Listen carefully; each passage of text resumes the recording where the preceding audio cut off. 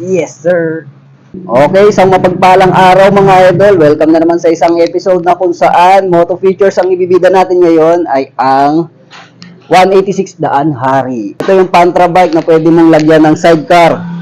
So sa lahat ng gustong very comfort at hindi nahirapan kahit marami ang kargahan, Daan Hari 186 ang bagay sa inyo.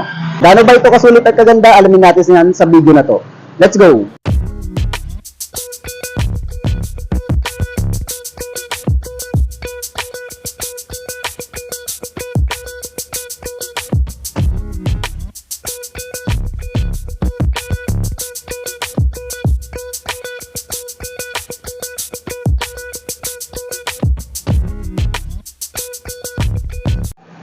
So ito na nga ang Euromotor 186 Daan Hari. So dati 175 lang ito, then 150. Ngayon meron na siyang 186.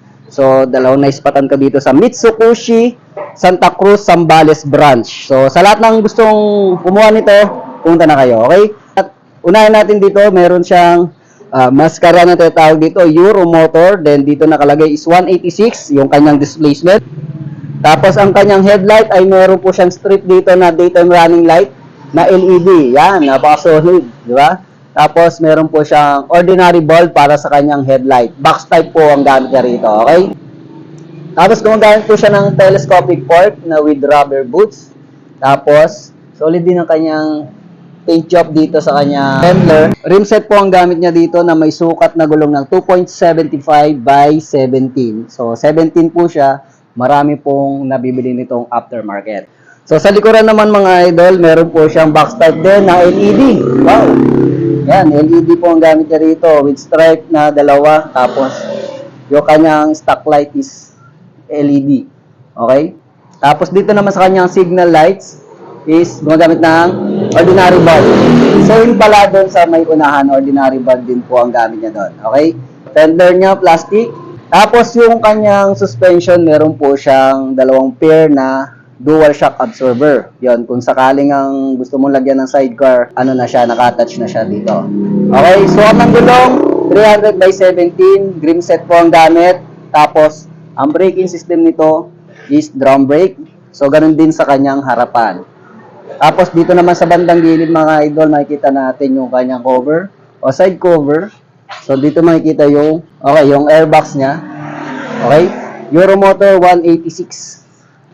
Tapos, dito naman makikita natin na meron po siyang cover dito na bakal. O, para sa medyo engot na ano na angkas. Hindi na mainitan dito sa kanyang muffler. So, dito meron siyang high temperature na black din, silver. Okay? Tapos, ang malinis talaga ng ano, na itsura dito. Para siyang Kawasaki Barako talaga itsura niya. Oh. Tapos, pinahalong black din, silver yung kanyang kulay dito sa makina. Carburetor mga idol. Dito naman sa kanyang itaas, makikita natin na para, ito here na ay one tribal ng design niya. Tapos meron siyang Daan Hari 186 din na color. Dito sa kanyang tangke. Tapos pansinin na rin natin ang grab bar nito. Maliit lang naman pero just in case na meron kayong paglalagyan, so goods na rin siya. Tapos kung gusto niyo siyang lagyan ng top box, meron na rin siyang grill type dito. Okay, sa kabilang gilid naman mga idol, makikita natin ito yung kanyang fuel cup.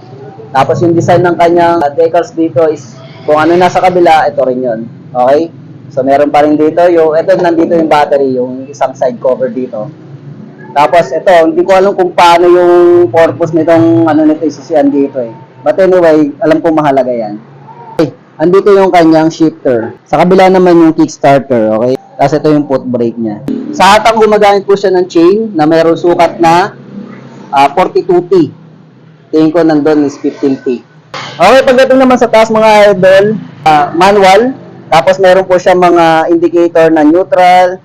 Tapos yung paliko. Then 1, 2, 3, 4, 5. So, 5 gear shifting po ang pwede mong pagpilian. Then, manual speedometer. Then meron po siyang gauge ng fuel gauge. Tapos pagdating sa susian is ordinary susi lang po ang gamit niya rito. But anyway, is good naman siya. Switches and buttons naman mga idol. Unahin natin dito mga idol sa kaliwa is meron siyang high and low, turn lights, then busina. Tapos dito naman sa kabila, sa kanan is meron po siyang on and off ng switch ng headlight, tapos meron po siyang hazard, then electric starter. Controls naman mga idol, meron po siyang throttle control with brake lever sa unahan, then ito is hand grip with clutch lever, then ito ay isang manual transmission mga idol. Kung ikaw ay baguhan, kailangan mag-practice ka mabuti bago ka makipaghalipilo sa daan. So mapapansin mo rin napakalaki ng kanyang tangke ngayon. Tingin ko mas malaki pa siya compare dati. Yun, yan o. So, goods ang kanyang ginamit na paint job dito, napakaganda, solid. Then, dito naman tayo sa kanyang upuan. Solid din, mahaba, no? So, kaya 5. 1, 2, 3, 4, 5, 6, 7, 8, 9, 10. Kahit 10 mga idol, pwede. So, nakalagay dito is 186 4-stroke. Okay, 4-stroke siya. Alright? Mukhang dadaan si sir. Sige sir, daan niya. Yan, daan na rin eh.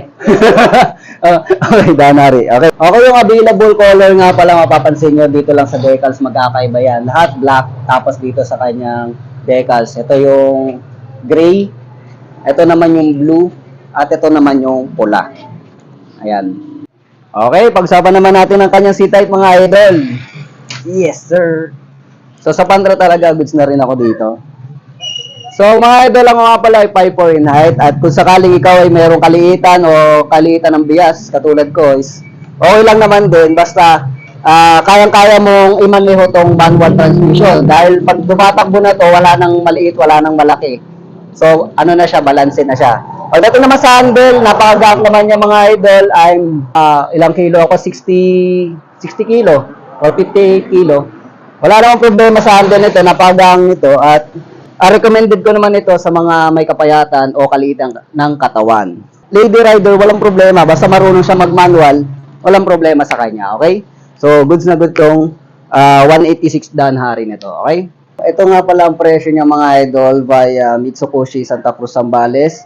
Danhari 186 ay may cash na 69,900, 5,000 naman para sa down payment, at ito ang kanyang monthly installment plan.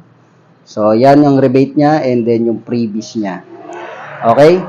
So, yun. Kung gusto nyo pumunta dito, punta na kayo at marami siyang available na 186. At kung sa tingin nyo sulit itong Euro 186, i-comment mo na yan. At para tapusin ang video na to, huwag sanang kalimutan mag-subscribe at i-hit ang notification bell para lagi kang updated sa mga ganitong klaseng impormasyon tungkol sa mga bagong labas na motor. At i-like at follow nyo na rin ang ating munting page na Haji Motovlogs TV. Ito po si Haji from Haji Motovlogs. Thank you for watching and peace out.